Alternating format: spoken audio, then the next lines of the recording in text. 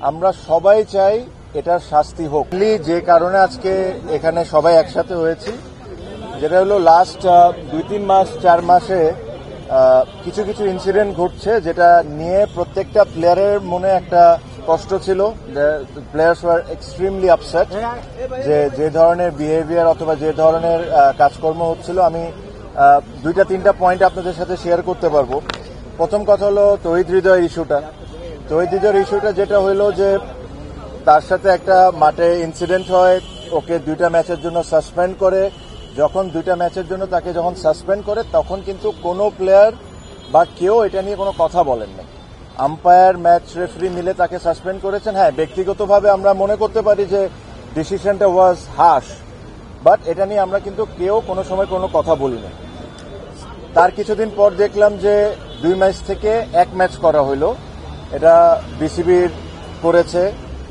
তখনও আমরা কোনো ধরনের কোনো কথা বলি না। তখন তৌহিদ হৃদয় একটা ম্যাচ সাসপেন্ড ছিল, না খেলে তারপরে সে 2টা ম্যাচ খেললো। সো বেসিকলি ওর যে পানিশমেন্টটা ছিল সে কিন্তু অলরেডি সার্ভ করে নিয়েছে।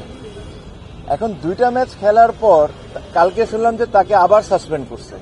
এটা কোন রুলে, কোন দিকে, কিভাবে করছে এটা আমার কাছে জানা নাই। সো এই জিনিস নিয়ে আমরা খুব ওয়ারিড ছিলাম। এটা actually it was very funny. এটা কোনোভাবেই সাসপেন্ড হতে পারে না, বিকজ যে ছেলে অলরেডি সাসপেনশন হয়েছে, তাকে বিসিবি অ্যালাউ করেছে খেলার জন্য 2 ম্যাচ, তাকে আবার আপনি কিভাবে সাসপেন্ড করতে পারেন? সো এটা আমাদের একটা বড় পয়েন্ট ছিল। সেকেন্ডলি, কিছুদিন আগে আপনারা দেখেছেন যে গুলশান আর শাহিনপুকুরের ম্যাচে কিছু আনপ্লেজেন্ট ঘটনা ঘটেছে। আমরা এই জিনিসটা ক্রিকেট বোর্ডকে ভেরি ক্লিয়ারলি বলেছি যে দেখেন, যদি ওখানে কোনো ধরনের কোনো কারাপশন হয়ে থাকে বা কোনো প্লেয়ার কোনো রং ডুইংসে থাকে, আমরা সবাই চাই এটার শাস্তি হোক। আমরা এটার সাথে 100%। বাট তার মানে এটা না আর কাউকে এটার কোনো অধিকার নাই আপনি ওই 2টা ছেলেকে নিয়ে যায় মিডিয়ার সামনে তাকে দিয়ে অ্যাক্টিং করাবেন। এটা ওয়ার্ল্ডে কোনো অ্যান্টি কারাপশন বা কোনো জায়গায় এই নিয়ম নাই। আপনি ওই 2টা ছেলেকে বেজ্জত করবেন মিডিয়ার সামনে, সেম জিনিসটা অ্যাক্টিং করায়।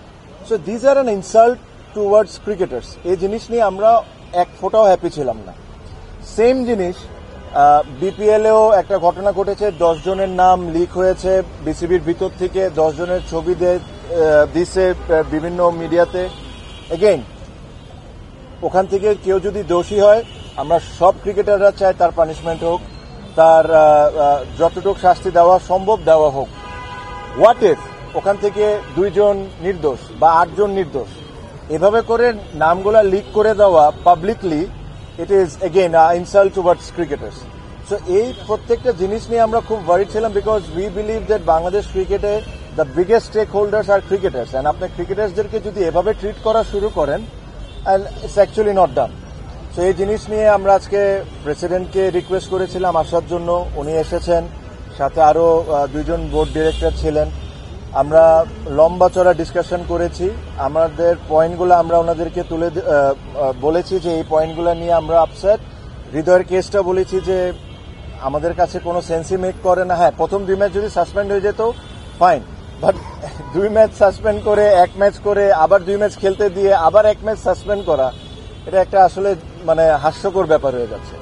তো এই জিনিসগুলো নিয়ে আমরা তাদেরকে বলেছি যে আপনারা দ্রুত ডিসিশন নেন আর আমাদেরকে জানান, যেহেতু কালকে খেলা। আই এম শিওর ওনারা একটা সময়, আমার মনে হয় খুবই দ্রুত একটা ডিসিশন দিয়ে দিবেন। আপনারা সবাই হয়তো বা জানতে পারবেন, আমরাও জানতে পারবো।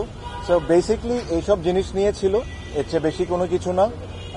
সব ক্রিকেটাররা এক হয়েছে, বিকজ অনেক লাস্ট 2-3 মাসে ইনসিডেন্টগুলা সবাইকে বদার করছে। সো এই কথাগুলাই বেসিকলি হচ্ছে, এর চেয়ে বেশি কোনো কিছু।